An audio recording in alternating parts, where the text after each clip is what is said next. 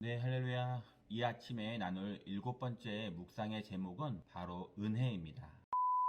성경에 너희는 그 은혜에 의하여 믿음으로 말미암아 구원을 얻었나니, 구원은 값없이 주시는 은혜의 사건입니다. 구원의 핵심은 바로 은혜입니다. 우리가 신앙생활을 날마다 은혜가 넘치는 감동과 기쁨을 경험하는 삶이 되어야 합니다. 하나님은 지금도 은혜를 부어 주십니다. 하나님이 죄인인 우리를 구원하시고자 아들을 보내주셨습니다. 십자가에서 죽음으로 우리를 구원해 주시고 넌 자유야 라고 은혜를 선포해 주셨습니다. 오늘도 하나님의 은혜를 베풀어 주십니다.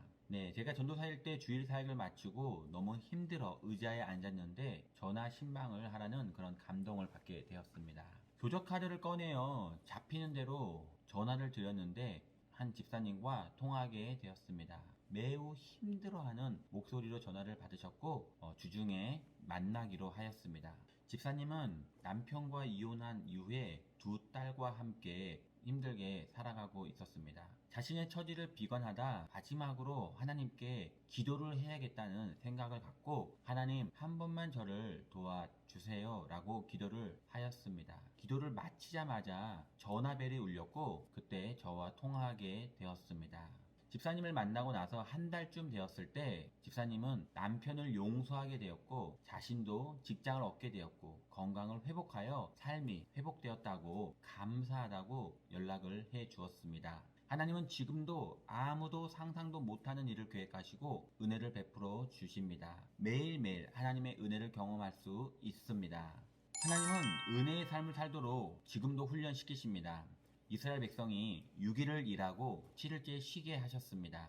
광야 40년 동안 매일매일 단 하루의 만나를 얻게 하셨고 구름 기둥과 불 기둥으로 그들을 인도하셨습니다. 온전히 하나님만 의지하도록 훈련시키신 것입니다. 훈련의 핵심은 하나님의 은혜입니다. 하나님은 은혜의 삶을 훈련시키시는데 종교 지도자들은 율법으로 올가매었습니다. 모세를 통하여 주신 십계명은 하나님과 인간의 자유를 위해 주신 것인데 모세의 십계명이 백성의 자유를 올가매게 된 것입니다. 종교 지도자들은 하나님이 주신 십계명을 613가지로 율법 조항을 만들었습니다. 모든 사람의 행동 하나하나에 옳고 그름을 판단하고 또 정죄했습니다. 하나님이 주신 십계명으로 백성을 정죄하고 괴롭히는 데 사용한 것입니다. 하나님은 예수님을 보내주셨습니다. 예수님을 이 땅에 오셔서 우리를 죄인이라고 부르지 않으셨습니다. 심지어 가늠하다 현장에서 잡혀온 여인에게도 죄인이라고 하지 않으셨습니다. 예수님은 여인에게 왜 그랬냐고 묻지 않으시고 다시는 죄를 범하지 말라고 하셨습니다.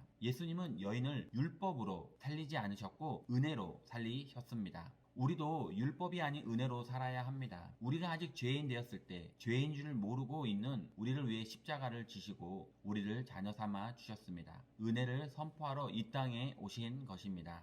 예수님은 종교적 시스템이 아닌 삶 전체를 예배로 바꾸셨습니다. 지금까지 모든 종교적 활동이 성전을 중심으로 이루어졌지만 성전 중심의 신앙에서 우리를 자유롭게 하셨습니다. 여자여 내 말을 믿으라. 이 산에서도 말고 예루살렘에서도 말고 너희가 아버지께로 예배할 때가 이르리라. 진정한 예배란 성령 안에 머물고 진리 안에 머물러 있는 것입니다.